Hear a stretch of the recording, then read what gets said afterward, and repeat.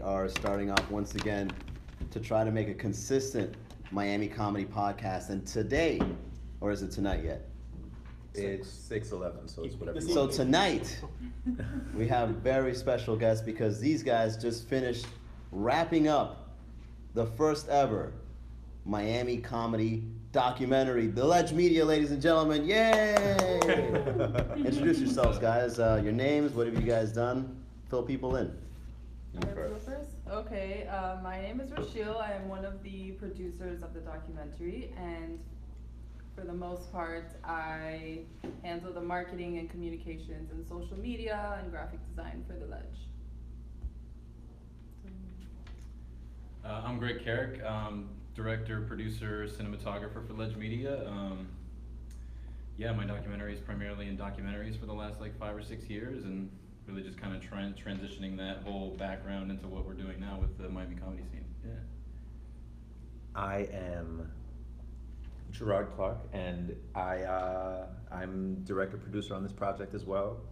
Very happy to be working with both Greg and Rochelle. So the vast majority of my experience is outside of media production, but Greg and I have worked on independent projects together in the past. All of them stuff that like we came up with originally, and now we're like the real thing, you know. So we're happy to be this team and to be complete in the production phase of this project because it's really exciting. So a little backstory for the people that are tuning in. The Ledge Media got in contact with local comedian Seabass Matar, which you guys are old friends with. Yes, Is I've just known Gerard Seabass or- maybe 4 years. Gerard, yeah. Gerard Well, Rogan. Greg and I both worked with Seabass on a short film back in 2013. And through that connection, they got word about what's happening in Miami in terms of the stand-up comedy scene that we have here, the handful of comics that are working very hard to make a name for themselves in a city that actually doesn't really have any industry whatsoever. But you guys have uncovered a little Quite the secret community. happening in the comedy industry. You guys want to share how your documentary has been filmed and the things that you've witnessed? What do you? I don't even know where to start. Do you have anything that you want to say that you want to start with? I mean, you know me, I can talk, so like I feel like I should let you guys say things before I just take this whole so shit I think that one thing that we have all agreed upon is that this definitely turned out to be like deeper than we originally imagined. We were really interested in working with, you know, highlighting talented people and kind of seeing what was here as far as the comedy scene. But what we found is really interesting characters and a community that we didn't really realize existed here, because there's a lot of, you know, close-knit people in this community that we've discovered, and again, a lot of sacrifices that have been made, a lot of passion behind this art. So yeah, it's been fascinating. Yeah, you guys uncovered stuff that I don't even know was a definition and what was going on here. Elaborate on that. Well, I did want to say actually that doing this project, it just reminds me why I love doing documentary filmmaking so much. Real quick, like the thing that is always pretty amazing about it is, like, for example, you know, we came into this project, like we knew we just wanted to do something, a docu-series on the Miami comedy scene, but we didn't exactly know what it was yet. You know, initially it was going to just follow Sebastian. Like we didn't really know about this whole world, and it's what's great about it is like it kind of evolved right before our eyes. Like one of our main characters in this documentary like came up in the middle of shooting and we didn't even know who it was. I mean, like we had somebody in mind, and then it just evolved from there. Like so yeah, it's and then on top of that, like the thing that's great about documentaries too is just getting these very different perspectives and expanding your own perspective, and like and you know, my background is primarily like in sports documentaries and stuff like that, but I've never done anything with comedians before, and it's just expanded that perspective that much more, and it's been really fascinating to uncover this little world down here. What have you experienced? Man, this whole thing has actually been miserable. Hey, I'm kidding. Genuinely, I had no idea that. I mean, we knew that we were coming for something, but we had no concept of that it would end up being what it ended up being. Like Greg said, we initially had planned on following Sebastian, and there was just no way that we aren't creative enough to create something that would last the runtime that we had in mind for this project with that. But we had no concept of whether or not we'd find interesting people. I mean, Manny, like, I got in touch with you 48 hours before we landed in Miami to start working on this project. Yeah. So, and I mean, we've talked about some fascinating stuff, gotten some amazing perspective, and I mean, I think you said it, right? Like, comedy is usually either perceived as this funny thing, or these people who lead sometimes miserable lives who shed a humorous light on that misery. But what we found here was something much more optimistic, something much more inspiring, and that's what was so beautiful about this whole experience. So I told you guys a bunch of times while you were doing this documentary that you guys are about to uncover something that will be huge in possibly even this year, because the industry is going to boom eventually, especially now that people are going to start taking notice that now a comedy club is being established in Miami once again, which hasn't been for many years. And I told you guys that I think that what I'm doing in terms of producing the shows that you guys documented in the Red Bar, Sweet Caroline, and the Craftsman, as well as the Drink House Fire and Ice show, to do such consecutive shows over and over is probably something that comedians probably didn't know that they can do in terms of being independent and putting their own shows together. So I truly believe this documentary is going to be an incredible success, and I wish you guys the best in your endeavors, because I've seen some of your work. It's like planet Earth stuff. Like, you guys are the real deal. But you to take something as small as our comedy scene here and uncovering it in ways that you guys have, it's never been done in Miami. So I really applaud you guys on all the pat guys, because I think you guys have a lot of obviously in what you do, because you guys have eyes in creating documentaries in a very shed a light and make a story out of it the best you can kind of way, right? Have you guys ever done a project like this before in the entertainment industry, or anything where the characters have such an in-depth story? Nothing that was our own. I mean, Greg has worked on some huge stuff before, like he's like planet Earth level type. He'll laugh and say nah, but like some like really amazing shit in like different parts of the world and that kind of thing. But I mean, what we were always interested in is human stories, right? So like, we could have said, yeah, and there were people that we met while we were here that were like, oh, so you're making a documentary about the comedy scene in Miami, why are you following Seabass? And it's like, well, because there's an interesting person there. It's more Right. than just like how much success he has. Right. It's about who he is. And that's what I mean. The fact that you guys are able to see the story and the opportunity of uncovering a great story through an up-and-comer in Miami would probably even be an even better way of finding an angle to do this documentary in. Yeah, It- it's definitely a more accurate representation of Right. what it's really like. Because if you just go straight to the top, then people think that's what it is. But It'll just everyone become starts another somewhere. another documentary. Yeah. Yeah. Everyone starts somewhere. So And I really have to say, you know, because like obviously we were working with you, and we got to talk about some really insightful stuff that I believe that people will connect with. I don't want to get out in front of it. We just wrapped the project Oh moments yeah, ago. guys, by the way, yeah, we just finished. How long have you guys been filming? You guys said you had a terabyte of film. I mean, we've been shooting Hours 7 days upon hours? straight. Yeah, 7 days Yeah, we haven't taken in a the day Miami off. comedy scene. Yeah, comedy every night. we were fully immersed in Yeah, in the this was the real community thing. in the comedy scene. Yeah. And yeah, we're looking at about a terabyte worth of footage. So Yeah. 6 plus hours for interviews alone. Yeah. Formal interviews. I mean, Formal we've got like, interviews. like just formal on the interviews. fly So, interviews, yeah. maybe an hour or two of that stuff We too. have a lot to go through. But I want to make sure that I say this because I've been like preaching this to Greg and Rachel since maybe our second day here.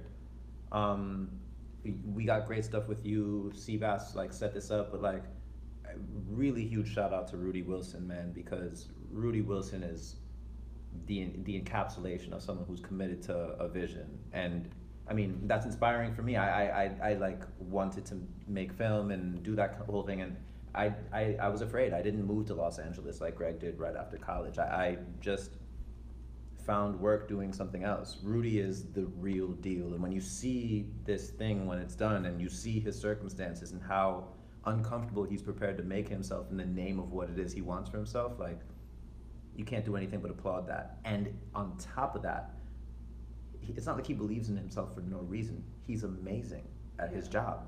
He's hilarious. It's unbelievable. And to be in a place, because he came from DC, and to be in a place like Miami and start from scratch Yeah. and immediately get booked in all the places you guys have documented, and has done a fantastic job in each and every show that we've done. It's just, it's kind of like surprising and staggering to think that you guys are like, I'm still kind of like in shock that you guys did what you did, and I got that phone We call are too. 2 days before you filmed. But all right, now that it's a wrap, all the film, all the footage, all the interviews are put together. They're all waiting to be edited. What's the next step? What's the process? Are you guys still going to work together in the same office in the production of it? Is there going to be multiple phone calls to outsource contractors, or what's next? Well, based on our experience with our previous documentary, well, first of all, the first thing that's going to happen is syncing on the audio, which is going to be a nightmare unto itself. But the first thing that's going to happen is probably make notes on all the interviews that we've done, so that we can really structure the piece, and just see, I don't know, just see what the structure of the story is. It's still up in the air, is what you're saying. Yeah, just like the shooting, the actual filming of the documentary, like everything is evolving. And you have to be open to that. Like otherwise, you're gonna miss something. And like for example, we just mentioned Rudy. Like Rudy was like kind of the wild card in this whole thing, and it's been fascinating. Like it was weird. Like he was one of the first people that I shot outside. I don't know why I gravitated towards him, but like he was having a conversation with Sebastian, and I was like, yeah, there's something up with this guy. And like, we had no idea prior to the first day of filming. We had no idea that we were going to shoot with this guy. Never had, And then no clue who he was, nothing. And then by the end of it, he went one of the main characters, which is insane. I mean, and that's how it works, right? Like, So- you pull up to something, and you have an idea of what it's going to be. Yeah. You make these intricate plans, and then all of a sudden something catches your eye. Because it's not about like it's not about how big you are, how relevant you are. It's about the human element, right? So Yeah. Rudy, we got the impression that Rudy had it. It seemed like we had vibes that Rudy had it. We had no idea until we really pulled up to his place that he was. At first he was like, nah, like I don't know y'all, like y'all can't come in my place, like what do you even talk about? But then like next thing we know, we're shooting in his place, and he's fresh in Miami. He doesn't have a place, so his place is someone else's place, and we're like in there working with him, and the people he stays with are being super generous.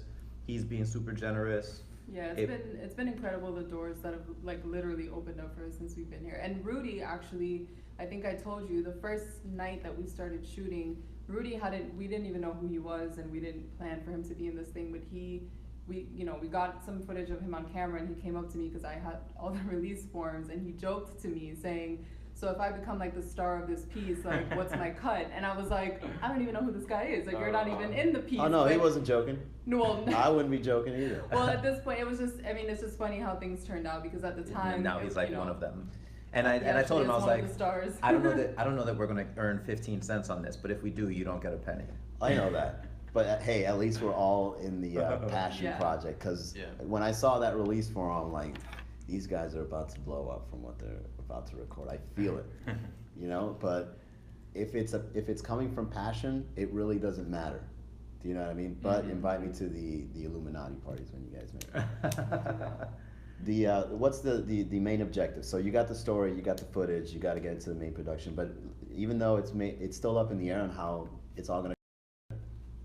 How do you want the people to feel once they see it? Like, what's the main message? So As simple as don't possible. wanna- Don't go too deep. Simple. Right. I don't wanna like go too deep into it, and I definitely want to split the difference, because Greg is like is just as integral as I am in like what it'll be, and Rasheal has helped craft the vision of it up to this point as well. But the analogy I've been using, right, is that we just finished. Right now, when we wrapped, we just finished excavating like this gigantic piece of marble, and inside of that piece of marble is this masterpiece, this work of art that can inspire people to follow their dreams and do what they love. regardless of what the cost is, because it's worth it, like you said in the interview. And we just have to start chipping away until we find it. I think that's what people, like sculptors, say, is that like you can get a piece of stone and work on it and try to finish it, but like you're not crafting something. That stone holds this art, and your job as the sculptor is to get inside of it and identify what it is, you know. Gigi and I have talked about it quite a bit. I mean, I don't know, like I guess, you know, we want to tell the ups and the downs. Like, we don't want this to just be a downer, and we don't want it to just be an upper, but we also want to, I don't know, leave the audience on an optimistic note, you know, like that, you know, despite maybe the living situation that Rudy's going through or whatever's going on, you know, that, I don't know, that they're still going after it, and that they're so passionate about what they do and what they love, and I don't know, that it's worth it to keep pushing for that. Yeah, I don't know. I think I want to have audiences walk away and feel motivated and inspired, and not be afraid to fail, and to fail at attempting at what they want to do or love to do. I think that's the goal, hopefully. And to be surprised, completely surprised, Yeah. like these guys in Miami are doing that? Damn, that sucks. Yeah. I have so much to say about that. Go add some more to whatever you want. Well, because we all grew up in Miami. We're from here. Greg just moved back here from Los Angeles not long ago. Rachel left for Atlanta in January. I left in October, and you know, I'm trying to do this here. we don't. We don't. As you were saying. We don't spend a lot of time. I don't like say anything necessarily bad, right? But there are things about Miami that rub me the wrong way. I don't even want to sit here and pretend, right? Miami prides itself in being that kind of a city, though. Right. No, you're totally correct.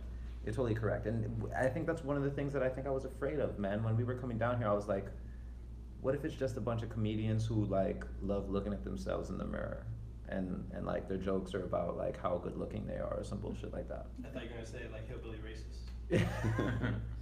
And we didn't find anything like that. We didn't find anything like that. In fact, the opposite. it was quite the opposite, and I was genuinely surprised by that, because, you know, I thought Sebastian's story, obviously I know him, and I know a little bit about where he's coming from and who he is, and he's been an inspiring figure for me for a while.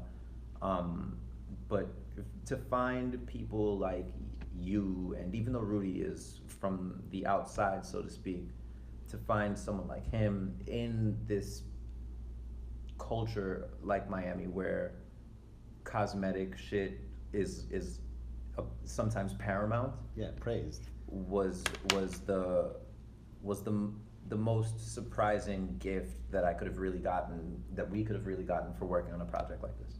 That there was more than just something to like work on, but something genuinely inspiring to be found. Right, right. Do you want to add what might be something that you would want people to feel? Yeah, you know, I've been having a hard time. The people that my family in particular that knows that this is what we're working on, it's, you know, at the end of the day, they ask me like, so how's it going? And it's so hard for me to put it into words, because being there and listening to some of the stuff that you guys have had to say has just, has like taken me on like an emotional roller coaster, honestly. And it's hard to like tell people about that. So I'm really excited to show them. And more than that, what I've realized with the comedy scene is that it's so representative of like how vulnerable you have to be willing to make yourself to like make your dreams happen. Because there is nothing more vulnerable to me than getting up on a stage in front of so many people and trying to make them laugh. That's a terrifying concept to me. So the fact that you guys are willing to do that literally night after night after night is inspiring. And I hope that people can feel that. Do you guys have a production time? Is there a time frame for the release? Let's document that. When are we releasing? We Announce it. If our first documentary is any indication, like, we are pretty disciplined about turnaround. Like, like, we wanna have this project done within the year for sure. I mean, that much I can promise you. Within the year, yes. Christ. This is what you call quality, Charles. Hey. Let him finish. It'll be done within the year, but I mean, I'm saying that as, okay, so I promise it'll be done within the year, but what we would like, we would like it to be done is probably, what, September, late September maybe even earlier than that if we can. All right, so Labor Day weekend, you can expect the Miami comedy documentary to drop. He didn't even give us With till the end of Seabass December. Matar, Greg's like, Rudy Wilson, Greg's like, Manny fuck, what did I G. do here? You know, but then again, we don't know. Like, we could get into this and it could You're happen. making him It could backtrack happen. now. Yeah. He's like, Well, honestly, no, what I wanna say is, like, again, it comes back to the, Generally, you're like, I gotta take this out to festivals. No, really, that's the point, right? So like, we could say, like, let's say we get into the edit and we're like Christopher Nolan sitting down looking at the interrogation scene in The Dark Knight, and we're like, holy fuck, this is the best documentary ever. It's going to take longer for everyone to see it because we're going to go through the necessary channels and make sure that like it gets to the, but like, I don't, it's not going to be The Dark Knight of documentaries. I want to get out in front of that. But I think it could be good. But I mean, it depends on what we decide to do with it. I think over the next 7 days, we're going to review some footage, make some notes, figure out what it is. And then once we have a better grasp of that, we'll likely come up with some intentional strategy for how to release it. Initially, when we got down here and we didn't realize what we were going to get, we had a YouTube release in mind, and we still kind of do. But I think now that we've seen some of what we've gotten, our ambitions have grown a little bit. I mean, we're like setting up a YouTube channel, and we want to like populate that YouTube channel with like quality material, but we also don't want to sacrifice being able to say that like we made this thing that got into a festival in the name of having a dope YouTube channel, you know. So and you can't have it both ways in most cases. If you want to have a documentary in the festival circuit, you can't have that documentary on YouTube or anywhere on the internet. Right. So Right. It just completely dissolves the project itself, right? If it's just Is it easily- credibility or is it just exposure? Like, do you think it's like, oh, everybody can watch it, they're not gonna go to the festival to watch it? It's some sort of like it can't be available to people yet because like the festival has yeah, the festival needs to it like needs sell to be tickets. like an original work. Yeah, like it has nothing to do with us. Like the festival Yeah. needs to sell tickets, and like in order to sell the tickets, they have to like have some kind of exclusivity on the material that you're going to see there. So like if Black Swan is about to come out, right? And you can watch Black Swan on VOD, then why go to Toronto Yeah, you're to not see gonna it? go to the festival. Will our documentary have the little circle of leaves with the award name on it? You guys That's feel? hilarious that you say that. Can I because- use that as a credit to go on stage? Put it on there. That's hilarious that you say that because I like dream of putting those little. We like Photoshop that shit onto Yeah, our just material. add it Yeah, on like there. vision board. I think Will you we've put done that cons before. adjacent on it? That's going on our like vision board. We're gonna put like the flyer of the thing and just put the little film festival emblems on there. We're gonna blow up, guys. You guys made it possible. I'm so excited. All right, so all right, we get into a festival. Do me, Rudy, and Seabass, do we get like tickets to the premiere and our flights and hotels covered and meal tickets? Or, Oh man. is that I'll tell you included? what. If you guys make it, That's I'll tell you what. If we sell this documentary, I we'll wanna- buy y'all some dinner. How I about want that? to walk. I want to walk down the red carpet and people taking photos. But here's the cool thing, right? So I don't want to. Like, this is really toxic, putting carts before horses and I shit think like that, that's right? exactly what's going through my All mind. right, that's the end of the podcast. Thank you. No, That's why I've but been here's what I silent. will We're like say. knocking on wood. Here's what I right? will Don't say. jinx it. Because we just don't know what it is yet. Like Right. we're still It's hard to. It's distribution. Hard It's gonna be great. No all matter we know what. is that we want to give it the platform that it deserves. Yeah. Right. What I will say is that once we figure out what it is and we figure out what we want to do with it, if festivals and that kind of thing are in the cards, we grew up in Miami. We have a complex relationship with Miami, but we have family in Miami. Like, there are people who, if this thing were to be picked up by a festival that was local, and you guys are local, that's something that we would pursue. But again, I don't want to like put carts before horses. Like, this is just right now. Honestly, all it is a bunch of video files. That's That- some really great stuff. The really great looking video files because Greg shot the shit out of this project. Yeah, every time I looked at Greg's face while he was filming, he had like this Oh, man. dreamy look in his eye. And I was just I like, mean, wow, this yeah. guy's really immersed in the footage right now. If you need some mediocre B-roll, I have a bunch. I have like hours and hours of stand-up at the Red Bar. Hey, and I did not release any documents. You cannot put that out there. But if you got some dope drone footage of Miami, let me know. Oh, for sure. Yeah. So yeah, man. Shout out to Red Bar, Sweet Caroline. Sweet Caroline, the Craftsman, Yeah, they're very complimentary. House. Wake Drink and House Bake. Fire and Ice, Wake and Bait. Wake and Bake. Yeah, We- those two, they were Ugh, great. like bad name. our It's a podcast here too. Wake and Oh, Bake podcast. yeah. Horrible name. it's we really have to hail them up for having such beautiful venues that really make our production feel like we spent a ton of money on it, because Yeah, those places. they're gorgeous venues. And they were just cool and nice and accommodating, and nobody was weird. Even when they were on camera, everybody played along. Like, I don't know, it was like, yeah, it was a really good experience with everybody. We've been afraid to say throughout this whole process, like, things are just working out. Like, every time Greg would like find wood and like Yeah, knock on no. it immediately. But now that we've completed shooting, I think it's safe to say we have been very fortunate.